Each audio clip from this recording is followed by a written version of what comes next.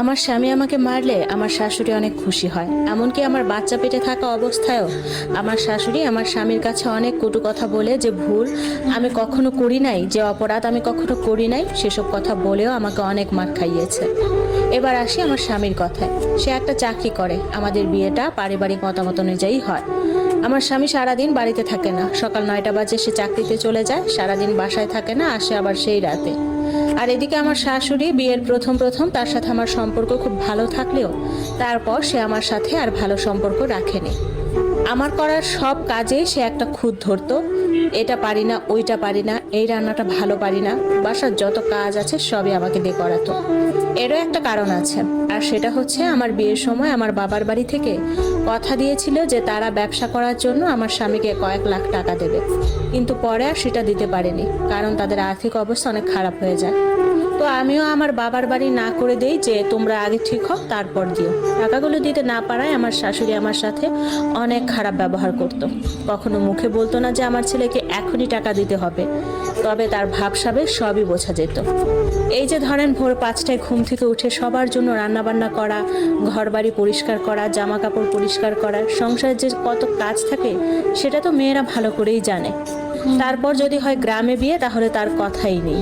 তো এইসব কাজ করার পরও আমার কোনো নামই হতো না। তো সারাদিন শুধু আমার হাজবেন্ড বাসায় থাকতো না, রাতে যখন সে বাসায় আসতো তখন আমার শাশুড়ি অনেক অসুস্থ হয়ে যেত, এরকম একটা ভাব দেখাতো।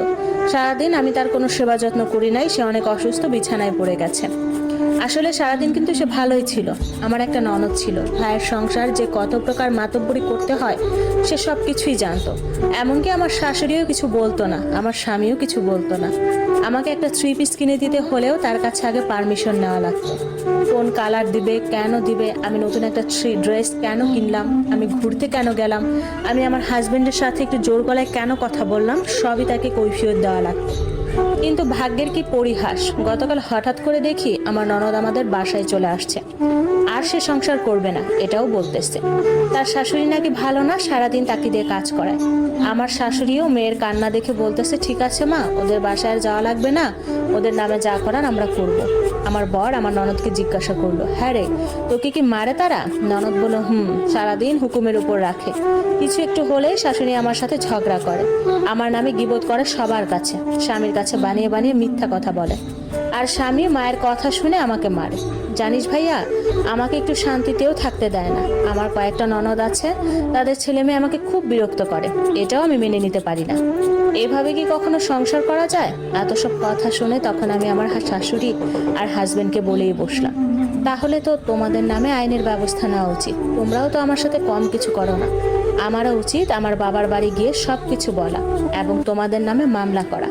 তোমার মাও আমাকে 24 ঘন্টা খাটায়। আমি অসুস্থ হয়ে খারাপ অবস্থা হয়ে গেলেও তোমার মা বলে আমি নাটক করতেছি। তোমার মায়ের ভারী কাজ করতে করতে আমার বাচ্চাটাই নষ্ট হয়ে গেছে। এত কিছুর পরে আমি কেন তোমাদের বাসায় পড়ে আছি? সব শুনে আমার বর আমাকে টেনে একটা চড় মারল। বললো, তোর এত সাহস কোত্থেকে আসে রে? তুই আমার বোনের সাথে নিজে তুলনা করিস? আমার বোনকে আমরা কত আদর যত্ন করে মানুষ করেছি, তুই কে রে? তোর বাসা থেকে কি কখনো তোকে কিছু দিছে? তোর ফ্যামিলি বা কেমন ছিল? তোকে আমরা আর কিভাবেই বা রাখবো? যেমন আসিস তেমন থাকার চেষ্টা করবি, বেশি বাড়াবাড়ি করবি না। জি, এটাই আমার স্বামী। নিজের বাচ্চা নষ্ট হয়ে গেছে, কিন্তু তার কোনো আফসোস নাই। এদিকে বোনকে একটু বকাবকি করলেও তার শ্বশুরবাড়ির বিরুদ্ধে সে অ্যাকশন নিতে যাচ্ছে। এত কিছু করার পরও টানা 3টা বছর আমি তার সংসার করে যাচ্ছি। জানি না কতদূর আগাতে পারবো। মাঝে মাঝে ভাবি আর পারতেছি না, আর সহ্য হচ্ছে না, এবার চলেই যাব। তারপর আবার মনে পড়ে বাবার বাড়ি গেলেও তো সেই কটু কথাই আমার শোনা লাগবে, পাড়া প্রতিবেশী আমাকে ছাড়বে না। তারপরও চেষ্টা করি আমার স্বামী একটু ভালো হয় কিনা। এই কথাগুলো এক আপুর জীবনের কথা, জানি না কি সান্ত্বনা দেব। তবে সকল শ্বশুরবাড়ির লোকের উদ্দেশ্যে একটা কথা বলতে পারি, আজ যেটা অন্য মেয়ের সাথে করতেছেন, কালকে কিন্তু সেটা নিজের মেয়ের সাথেও হতে পারে। তাই অন্যের মেয়েটাকে নিজের মেয়ে ভাবতে শিখুন, তাকে ভালো রাখতে শিখুন।